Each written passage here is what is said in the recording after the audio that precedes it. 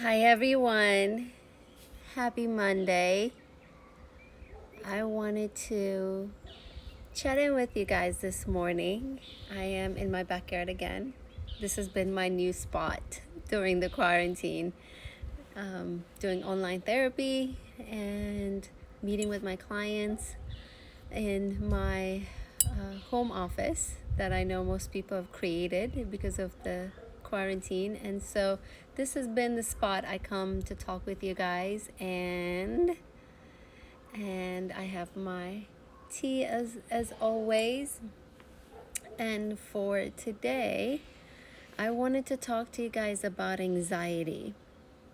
I figured it's always a good day to talk about anxiety because we are all experiencing it globally. There are a lot of valid, real reasons to feeling a lot of anxiety. There's so much fear and there's so much uncertainty globally with because of the COVID, the pandemic, and the numbers are still going up here in US. And I know a lot of people are feeling a lot of anxiety.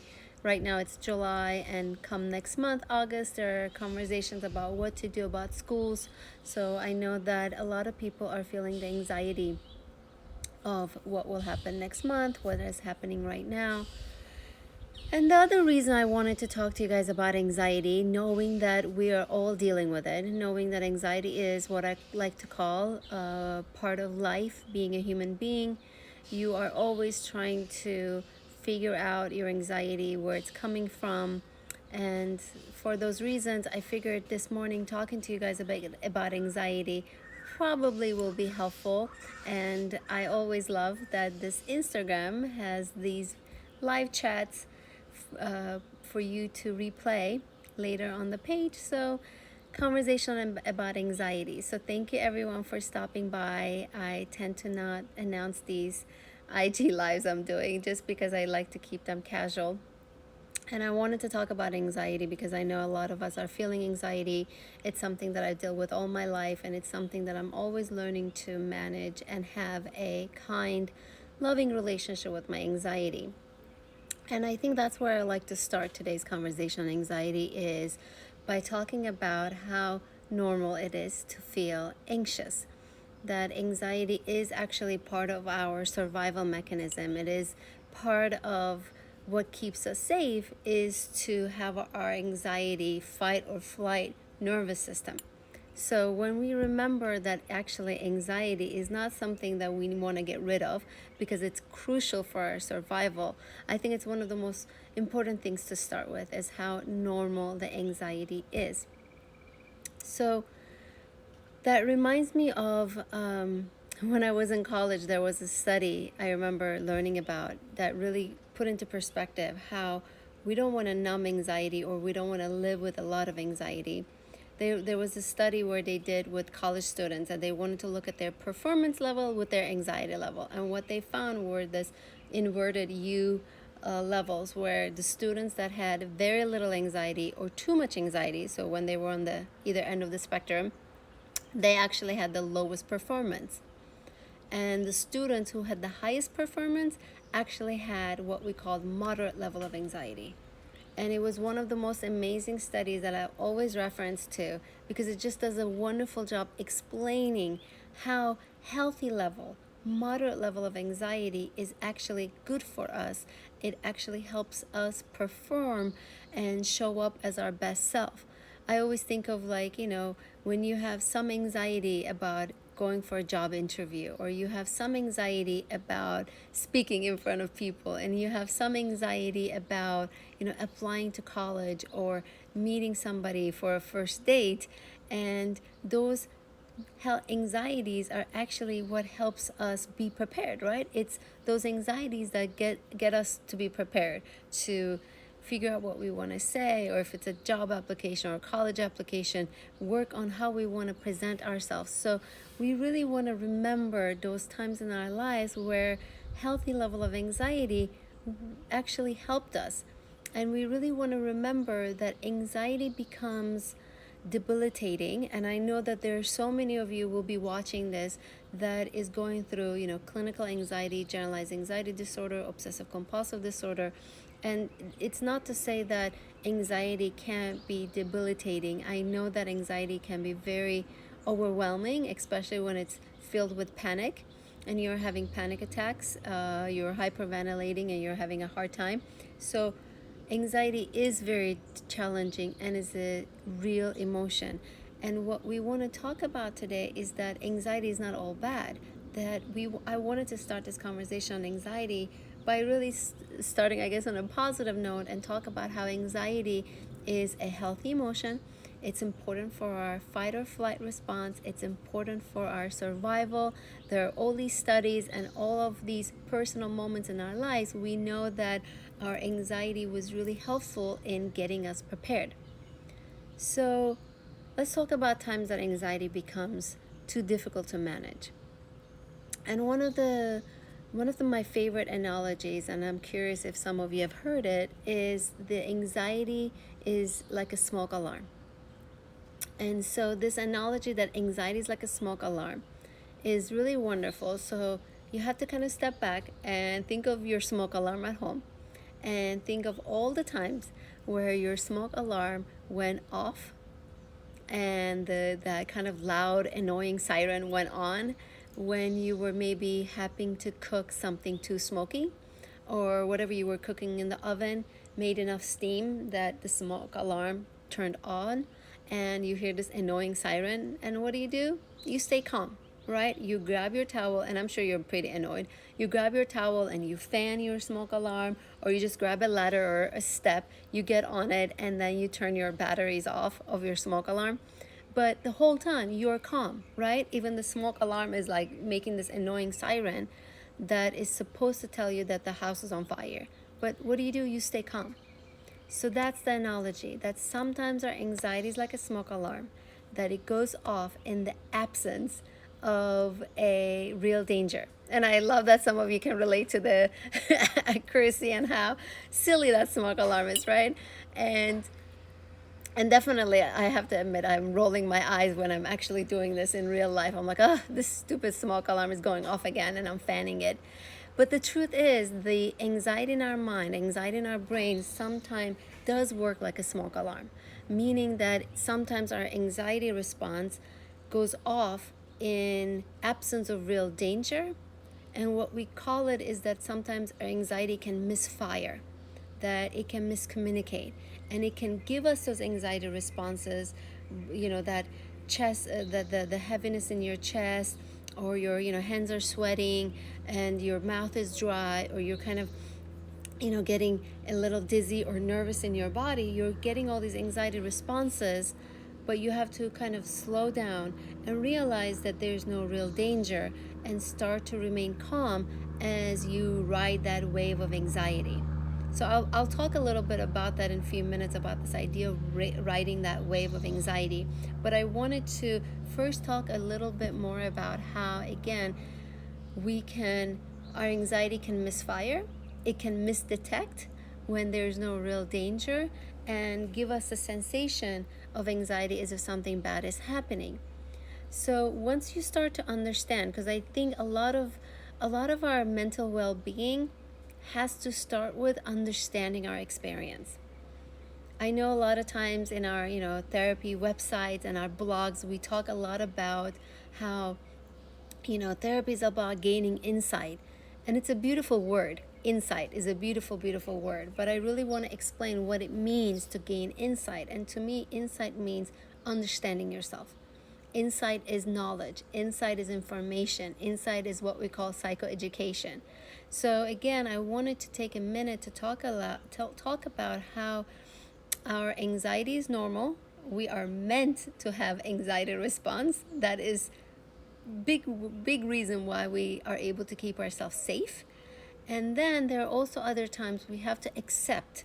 We have to just accept and surrender that our brain can miscommunicate, that our brain can misfire. Someone said, feeling a bit anxious today. Funny you're talking about where you feel the anxiety in your body. I'm feeling it on my chest. Thank you so much for that comment. I actually shared just a few a few thoughts in the beginning of this chat that I wanted to talk about anxiety because it's always a good day to talk about anxiety. I deal with anxiety my whole life. I personally don't think anybody, there's nobody that doesn't deal with anxiety. I think anxiety is just part of life. So again, I wanted to talk about how anxiety is a normal feeling, but then at the same time, our brain can misfire, miscommunicate anxiety. So again, that's the understanding of your anxiety. The second thing I would like you to understand is your own anxiety response. And I'm not just talking about the physical sensations, which again, I think part of mindfulness is being aware of those physical sensations. Whenever I ask my clients to do some meditation through Headspace, 10% Happier, Calm, those are my 3 favorite apps.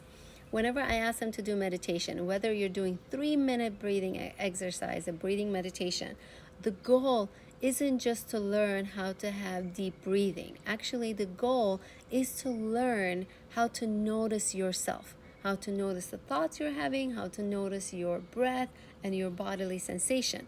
So meditation translates to your everyday life by learning how to be aware of your anxiety responses, those physical sensations. I also want to ask you to be aware of your bodily, when it comes to anxiety responses, are the behaviors. So when you're feeling anxious, what do you tend to do? Here are the common things. Mentally, we often ruminate. And I'm talking about ruminate everything that happened, mentally reviewing and checking and going through that transcript of what I said and he said, what I said, what she said, everything, like ruminating from the past or ruminating everything about the future. What is going to happen? What are the chances this will happen? What would I do if this happened or that happened? And the next thing you know, you have spent such precious time on ruminating. And that is, I think, one of the most common anxiety responses, rumination. Mentally reviewing things from the past or the future. Another common anxiety response is avoidance. So there's so many things we avoid. We avoid by simply just not doing what we need to do, whether again it's a job application or a college application or an email you need to write. You just simply avoid getting involved in that task, or distraction. And I think that's one of the big things to look out for during the quarantine, is because a lot of us are distracting ourselves with things that may have been a hobby at some time, but now it has become our avoidance of anxiety, like excessive TV watching, internet use, social media use. And again, I feel like we can get confused because people think, well, I'm a safer at home order, I'm in quarantine, there's no way I can stay connected to people, so I'm staying connected to my family and friends by being online. But I ask you, if you've been online for an hour, is it still like you're socially connecting, or are you trying to avoid getting off your phone so you can do something that you need to do that is anxiety provoking? So when I ask you what your anxiety responses are, I'm talking about what we call your emotionally driven behaviors. And here now I want to talk to you a little bit about a coping skill. And if you like to learn more about it, I actually did a post about this last week about opposite action plan. It's one of my favorite tools. It's from dialectical behavioral therapy. And the opposite action plan is for you to create an action plan that will be opposite of your anxiety driven behaviors. So again, if your anxiety, when you're feeling anxious, you avoid, your opposite action will be exposure. If when you're anxious you avoid, your opposite action will be to face, to go towards the thing that's making you anxious rather than walk away. The other thing I want to talk to you about this morning when it comes to anxiety is obviously our thoughts. I don't think that we can ever talk about our mental and emotional well-being without talking about our inner dialogue.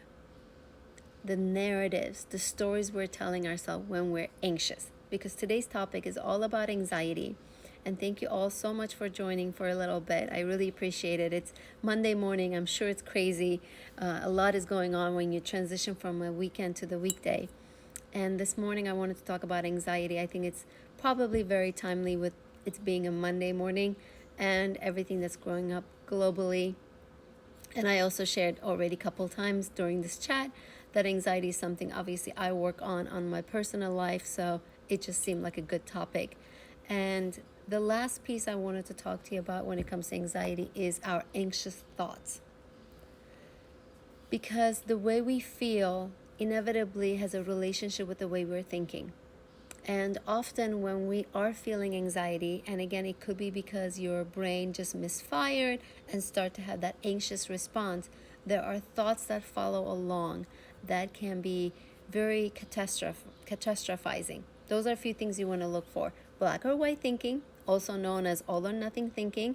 That's probably the most common one that you're doing when you're feeling anxious. The second one is catastrophizing, when you are taking one negative event and creating all this catastrophe, magnifying, blowing things a little out of proportion. And when you're magnifying the negative or magnifying a flaw or an imperfection, what you're often doing is that you're minimizing the positive, the strengths, the good things. So when you're anxious, you really want to look out for those what we call cognitive distortions, those errors in your cognitive thinking.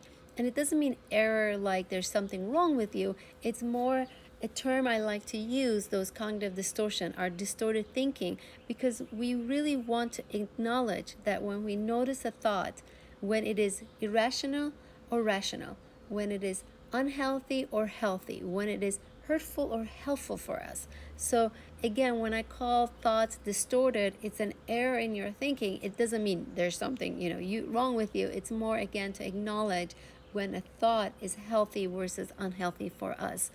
So again, when dealing with anxiety, you have to take a look into your internal dialogue. You have to take a look at your self-talk and catch when you are having black or white thinking, catch when you're having catastrophic thinking. And on that note, I will leave you with one last suggestion. And this was, again, something that I shared with you a couple days ago, which is how to talk to yourself when you're feeling anxious. So this was probably a post you can find to post after this live chat. And it's about talking to yourself when you're anxious like you talk to someone you love. And on that post, I'm sharing with you 6 mantras, but there's so many of them. But few of them I want to go ahead and share with you again. So when you're feeling, please tell yourself, I can ride this wave. My emotions are like a wave. They come and go. Anxiety won't kill me. It is just uncomfortable at this time. I can tolerate how I'm feeling and give myself permission to relax. My feelings are not facts.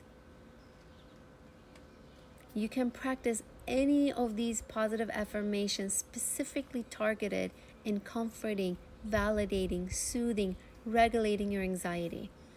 Because it's so important to talk to ourselves like we talk to people we love. And it's important to, it's important to remember that anxiety is very overwhelming, but it doesn't have to be our enemy. That our anxious mind sometimes is there to look after ourselves, but obviously is working too hard, and it's important to be mindful of that. So thank you all so much for stopping by and for your kind words. I really appreciate it. I know it's Monday morning, and if you have any questions, any thoughts about anxiety, feel free to share them in the comments. Like I said, I'll make sure this live chat is available on my page, and I'd love to know about your relationship with anxiety. I think this is a conversation we're going to be having for a while, given what's happening globally, but given that it's just anxiety is part of life, so we can learn to love it and care for it and still be our best self. So thank you guys so much for joining me, and I hope you all have a wonderful rest of your day.